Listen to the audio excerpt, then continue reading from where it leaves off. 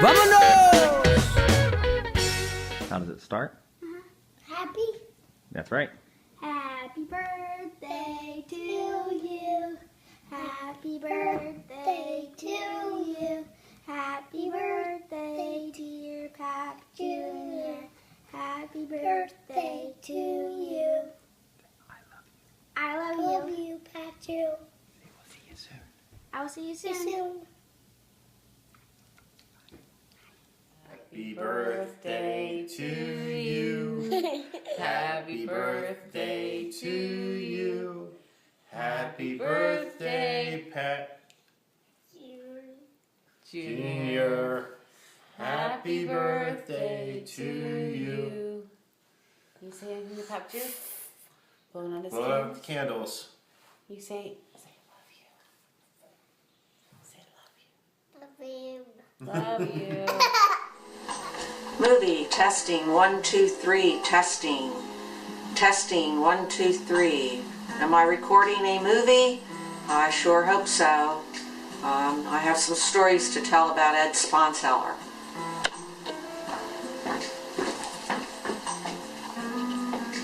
Everyone who knows Ed knows that he is the personification of decorum, and people like Ed are really easy to embarrass. So whenever we would get to a public place, for example, a crowded elevator or a gondola, I'd look at Ed and I'd say, "So, Ed, did your mother have her baby yet?" Or, "Ed, how much money did your mother embezzle from the bank and how long was she in prison?" The looks on the people's faces were priceless, and that was probably most of the fun. So, Ed, tell us what it was like being married 8 times in 20 years. One of the things my Uncle Eddie used to do when I was little was whenever he would first see me, or if we had just arrived at a family shindig or something like that, he had a very unique way of greeting me. In his loud, booming voice, he would say, "Carabara-boo, friends of mine." And I used to get a kick out of that. Many years ago, just before my senior year in college and going into my student teaching, we were on the side lot at 969 Spring Lane throwing the football. Ed threw a very, very low pass, which I tried to catch. Unfortunately, I caught it with the end of my ring finger on my right hand. Consequently, I now have a short, crooked ring finger on my right hand, and every time I look at it, I think of Ed. Thank you very much for the memories, Ed, and happy 70th birthday. I'm Ed's daughter-in-law, Amy, and I have some tales to tell about Ed. One that stands out to me is from the night that our son, Graham Edwin, was born, June 16th, 2007. Ed and Susie were here in Portland, and so they were at the hospital when he was born and got to see him right after he was born, and it was lovely to see Ed marveling over his new grandson as they rattled off his stats: 7 pounds, 6 ounces, 20.5 inches long, head circumference 14 inches. Everyone thought it was just great. So anyway, that night, Ed and Susie came home to the house to watch our dog, and apparently that night he was unable to sleep. He had a worry on his mind. He was so worried, in fact, that he woke up Susie from a sleep and said, "I'm just so worried about the baby. I can't sleep. Why, that child's head is bigger than mine." See, Ed was thinking about his hat size, which apparently is like a 8 3/4, and was equating that with inches. And he thought that Graham's head at 14 inches was larger than his. He was sure that the baby had some kind of brain disorder, water on the brain or something. Can I ask a question? Yes. Do you feel like wine had anything to do with these thoughts? Well, I was not monitoring the wine intake, but I feel that it could have played a part. Thank you. You're welcome. So Susie was able to reassure him that she thought that the baby's head was a normal size, explain the difference between a hat size and inches in head circumference, and hopefully he was able to go back to sleep. Happy birthday, Dr. Sponseller. Something I always think of were our band practices back in high school at your old house on Philadelphia Avenue, up in the attic with Steve and the guys playing drums and electric guitars and amplifiers turned up about as loud as they would go, and just making an awful noise that I'm sure all of the neighbors could hear. Probably shook your house to the core, and it was just awful. But we would come downstairs afterwards and usually see you and Mrs. Sponseller in the kitchen for the first time.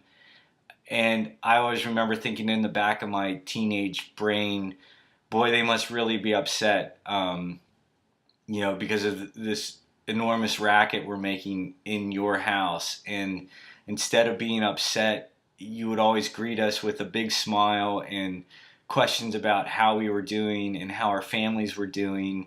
And it always amazed me, your patience and understanding with teenage boys. And to this day, whenever I see you, you still greet me with the same smile and enthusiasm. And it's something that I always think about. So, I hope you have a great birthday, many more to come, and thanks. Mother, say something, talking to your Dr. Sponseller. Hello, Ed. I'm bashful. Hello, Ed. That just sounds really strange coming out of my mouth. Happy birthday, Dr. Sponseller. You're on. Okay, the first story I can remember about Ed is the time when we were up at Cape Cod and coming back to the house that we had jointly rented up there, and he was pacing back and forth like a wild man. And I said to Bonnie and Kara at the time, I said, there's a problem. I can tell you there's a problem. Well, I learned then that Ed had given his boys $100 to get up there for gas and everything, and that he had, upon asking for change, they didn't know where it was, couldn't find it, whatever. And he was just frenetic about the situation. And so, finally, Susie had had enough. She grabbed a $100 bill out of her pocketbook, threw it down, and said, I don't want to hear any more about it. And, of course, we didn't hear any more about it. That was story number one. Bonjour, it's Miss Vicky, and I just thought that today of all days it would be apropos for the Queen of the Silver Screen to wish Baby Eddie a happy birthday.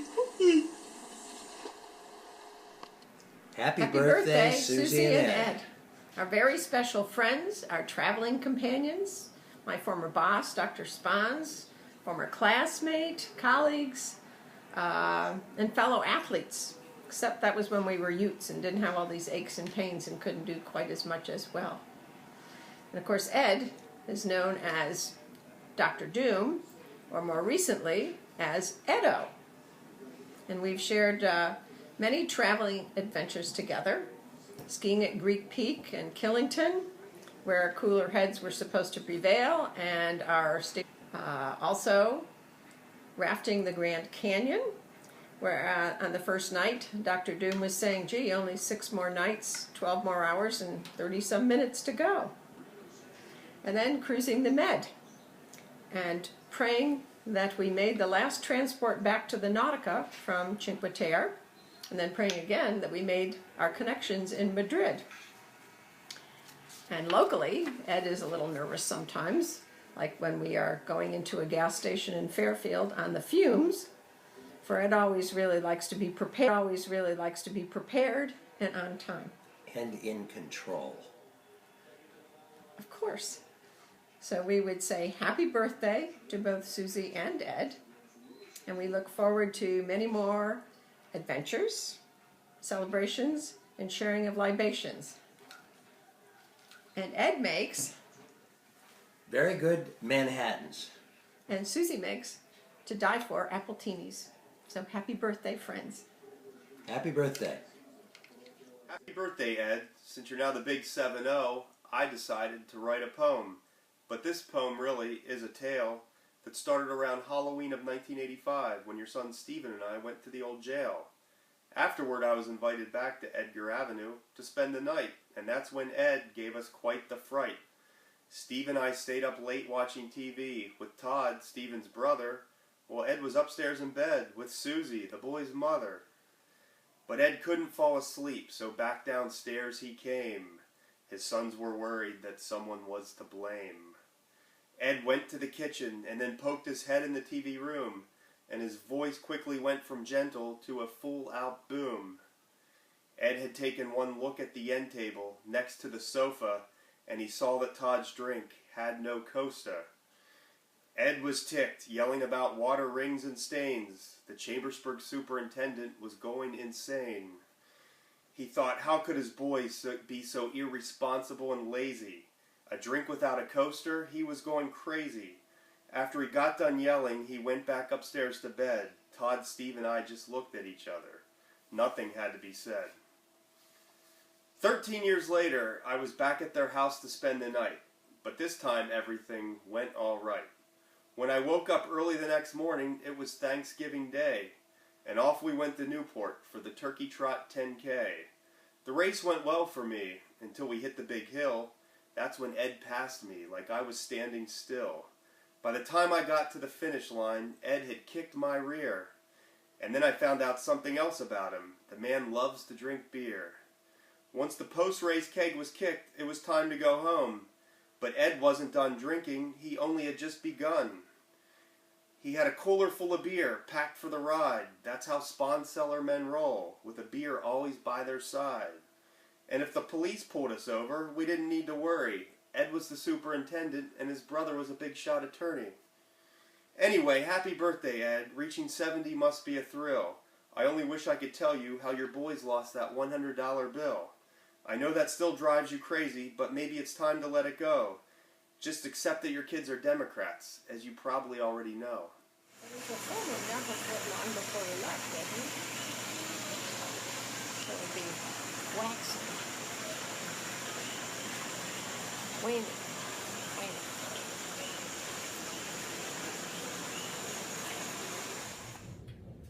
Hi, I'm Steve, Ed's younger son, and the story I'm going to tell real quick is back in 2009 when Pitt basketball made it to the Elite Eight, and the game was actually in Boston while I was living in Portland, Maine. And when we found out that Pitt was going to be playing in Saturday night's game, I guess we found that out probably on Thursday, that I told my dad I'd fly him up to the game if he could be spontaneous enough to get up there. I had US Air, frequent flyers to get him up there, and sure enough, we were able to make it happen, and we had a great time. It was lots of fun, despite Pitt not winning, losing at the very end of the game to Scotty Reynolds, who put a layup in to win the game. But it was still a great time. Is it yummy? Oh, look at that blue Yummy? lips. Okay. Pep Jr.? Yeah? Pep Jr. gonna drink some of his milk? I shouldn't be looking at you. Yeah. Oh, look at Pep Jr. drinking his milk. Yeah, eating his cupcake. Yum, yum, Pep Jr. That's pretty good. You need some milk, Emmy? Need some milk? That's it. Be very careful. Good job. Oh, such a good job.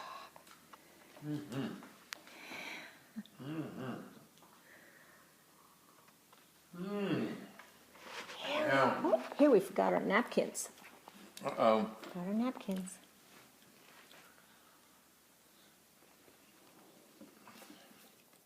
For the past 10 years or so, I think Uncle Eddie has probably been the best example for me of the perfect husband, aside from letting the toilet seat reside in the upright position, that is. But because he's such a good example, I've been having to read books like this Living Alone and Loving It. For here we have Dr. Phil's Love Smart, Find the One You Want. And for when I get really discouraged, we have the Old Testament here. I don't have a lot of extra time, so I got the Spark Notes. And, you know, if I ever do manage to find one that measures up to Uncle Eddie, I don't know. I know that I'll have to be skeptical. So, in preparation for that, because God knows there will have to be something wrong with him. In preparation for that, I got myself this book, My Husband is Gay, A Woman's Guide to Surviving the Crisis. You know, just in case I find a good one. Hi, my name's Eric Zimmerman, and I have known the Sponsellers for most of my life. Our family spent a lot of time together in youth soccer, jazz band, Boy Scouts, and everything from going to church together to having sleepovers. And Dr. Sponseller was always at the top of the list of adults that I admired and respected because of the way that he connected with me and my other friends and other students in the hallways of Chambersburg Senior High School. But I did have the privilege of knowing him outside those school walls and in the comfort of his own home, because I was in a rock band with his son Steve. We practiced in Steve's attic because Steve was the drummer, so by default he had the most equipment to lug around. So by default we always ended up practicing in his attic, usually on Saturday nights, and we would play Van Halen, Jamie's Crying. We'd play Born to Run by Bruce Springsteen, and all of it at a very loud level. Drums pounding, guitar amps blaring, vocals screaming. And unfortunately, Ed and Susie's basement, Ed and Susie's bedroom was just beneath the attic where we practiced. And all that jumping around in the attic actually caused some cracks in the ceiling of their bedroom, and Ed and Susie never gave us a hard time. You know, all the loud music, the cracks in the ceiling, they were always fine with it. But when it got late and Ed had enough of the rock concert in his house, he would very politely and subtly just flick on and off the light switch to the attic to let us know that practice was over. So, at least until next Saturday night. But anyway, happy 70th, Dr. Sponseller. Have a great birthday. I could share a lot of other stories I associate with Ed. For example, his spotless cars and his ritual of cleaning his car before we could leave the beach. His mother used to tell the story about finding him. He was just a toddler, but finding him outside, greasing his car, his little car, with a stick of butter. Our comment after running a long run, it might have been 18 miles, I don't remember, but we were both dripping wet. It was a hot, humid day, and I looked at Ed and said, well, that'll take the edge off the rest of the day. And his near miss with Argy, our beloved Whippet, he was taking care of him for us while we were away, and he let him out, and Argy jumped over the fence and took off up Montgomery Avenue. Argy did live. Happy 70th birthday. We have a lot of great memories over the years. Lots of fun memories skiing. Miss seeing you ski like Stein, Erickson. Lots of great dinner club choices you made, although they weren't all original. Lots of fun up at Penn State tailgating. And always remember the time you and Sam got scalped a ridiculous amount of money for those tickets. Happy 70th birthday, Ed. Bye. Worried man, I'm a very worried man. Hungry babies don't understand. Pop is a worried man. Happy 70th. So Free Lefevre wanted to contribute to this birthday project for you, Dad, but wasn't technically capable of doing his own recording, so he wrote something up for me to record for you, and here it is. I'm Free Lefevre, sending special birthday greetings to my lifetime friend, Ed Sponseller. We go back to Ed's first year of teaching at Faust Junior High School, when I took him to school each day. During those years, we ate a lot of lunches at Dairy Maid on Scotland Avenue. Wonderful sandwiches and ice cream. I have followed Ed's career very carefully and am proud that the Pennsylvania Music Educators Association voted Ed as Outstanding Superintendent a few years ago. We have been fellow Lions for quite a few years, and we often make off-the-cuff comments. The one we would like to forget took place when a fellow Lion reported about attending a trout derby and thought our club might like to do the same. Ed and I both thought that that was the dumbest thing we had ever heard. The club does hold trout derbies, and over the years has raised well over $100,000 for the club. Each year, Ed and I stay very quiet when trout derby is mentioned. It has been a privilege to call Ed a friend, and my wife and I wish him a wonderful birthday and many rewarding years ahead. Free. Happy birthday to you. Happy birthday to you. Happy birthday, dear Pat Junior. Happy birthday to me. Am I only 1 year old? No, Pat Junior. Oh, yay! All right. Which cupcake do you want? Huh? Want to give Pat Junior his cupcake? What cupcake do I get? We can give Pat Junior a cupcake? You want Pat Junior to have the orange one? Please. Okay, we'll put it on his plate. Put it on his plate. Oh, That's a good thank girl. You. And you're going to get the blue one. Okay.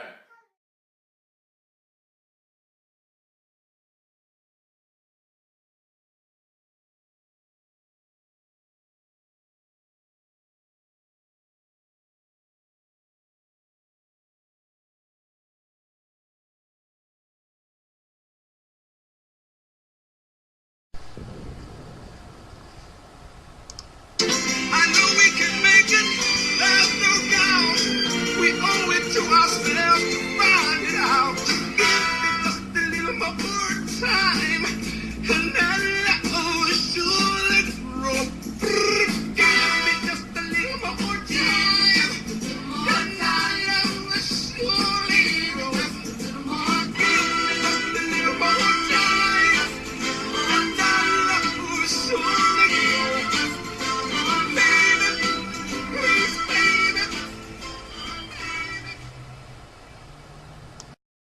Here's to Eddie's 70th. Happy We birthday. don't know if we're getting recorded or not. We have I have no idea. I have no idea. camera challenge person here. Hi, Susie. So here's another quick story that always makes me laugh when I think about it, about my dad and me. It took place when he and I went to University of Pittsburgh. I guess I was a senior at the time, and we were touring the different colleges that I had applied to, and we had an appointment with the co-op department there, and we were sitting in this woman's office waiting for her to come talk to us, and my dad was chewing some gum and wanted to throw it out before she came in, so he took the gum out of his mouth and threw it towards the trash can, which was right under her desk, and just missed the trash can. And so for the rest, and she had just come in then, right after he had missed the trash can, so he didn't get a chance to pick it up. And for the rest of the meeting, while she was talking, all we could really focus on was that gum sitting on the floor right by her feet, wondering if she was going to notice it the whole time. And like I said, it always makes me laugh when I think of that story. Hey, Uncle. Kara Jane here. We share a few traits in common, I think. Obsessiveness, compulsiveness, arguably a hair of impatience. We also share a pet peeve. For your birthday this year, I'd like to share with all your special party people A quick, simple, easy grammar lesson. Listen up, party people. My Uncle Eddie has been an educator nearly his entire life, and if there's one thing he appreciates most, it is the use of proper grammar. Are you one of those people who says you graduated college? I hope not. You should be saying you graduated from college. You didn't graduate college. You graduated from college. Happy birthday, Uncle Eddie. I tried my best. I think so. Go. Okay, I have another story about Ed. Many of you were probably at our wedding on Cape Cod in 2005, and Ed was actually the officiant of our wedding. We had him get a one-day solemnization certificate from the Commonwealth of Massachusetts that authorized him to perform the ceremony at the old Sea Pines Inn. And one of my favorite memories of that ceremony, other than the rain pounding down during the ceremony, was Ed's triumphant conclusion to his part of the ceremony. By the power vested in me by the Commonwealth of Massachusetts, I now pronounce you husband and wife. And then there was a very stern look over at his son. Stephen, you may kiss the bride. Ed, do you remember the evening that you and Tim joined Susie and me in Lancaster? We were doing a craft show at F&M, and we always treated you to dinner. We went out to the loft and had a very nice meal, and when we were finished, we still had some time to kill. So we hopped in Pete's old Mercedes, rolled down the windows, opened the moonroof. It was a beautiful summer evening, and we drove around the Amish countryside with the radio turned up as high as it would go, belting out the words and songs to some, I think it was an oldies station.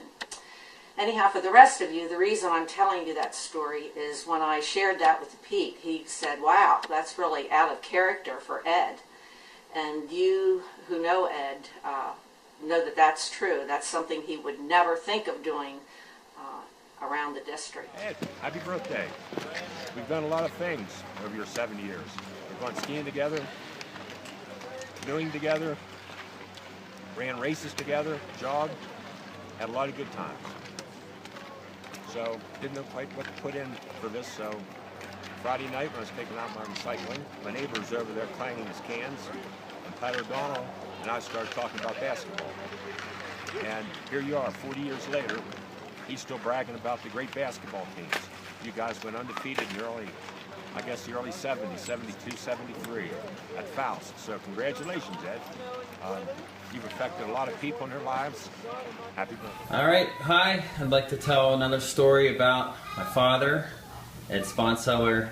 This story does get told time to time, pretty much every time they come to visit us, and he kind of disputes that it was actually a truthful story. I'm going to reenact something that happened in a hotel room at the University of Pittsburgh when my parents were coming to visit me one weekend, probably to run the Great Race. But we were back in the hotel room, and Dad had a cheap bag of wine. This is the best I could do with a cheap bottle of wine. And my mother and I we were all kind of in for the night. Dinner was over, and we were just going to have kind of like a nightcap of wine. I'm going to reenact the pouring that he did. So the first one was mine. And the second one was Susie's, my mother. And then he sat there, and mind you, I should be wearing tighty whities and a t-shirt that's tucked in to fully reenact this.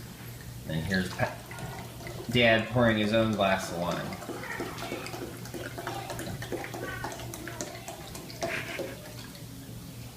Hopefully you're able to get that on film. Okay. Well, the other story I can remember about Ed is his various requests to the Boston Marathon for waivers of the qualifications up there. You have to qualify within certain time limits. Well, in 1988 he applied.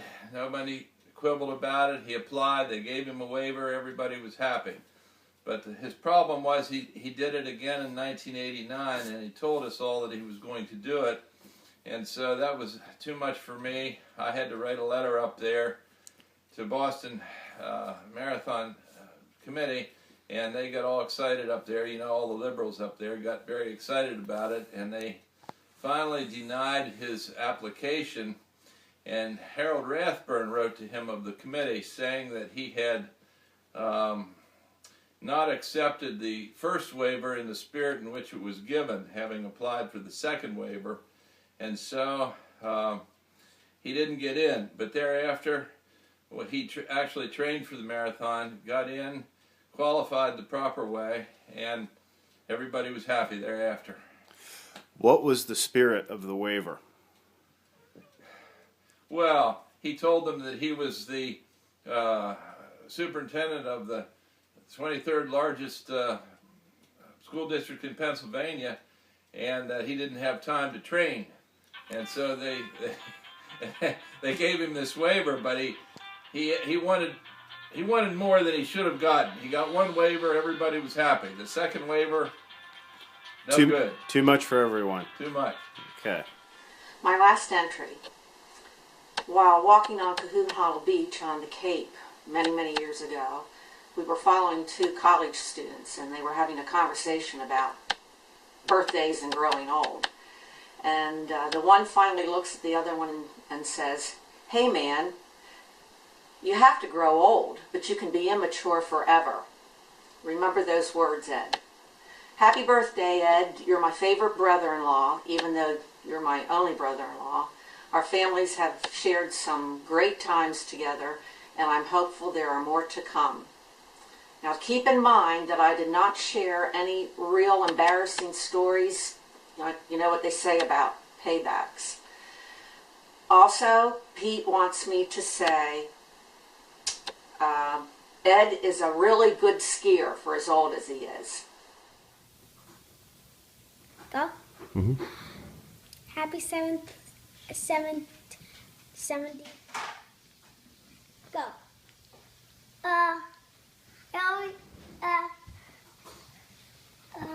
Look at the camera. Happy birthday, Patrick. I love you. Goodbye.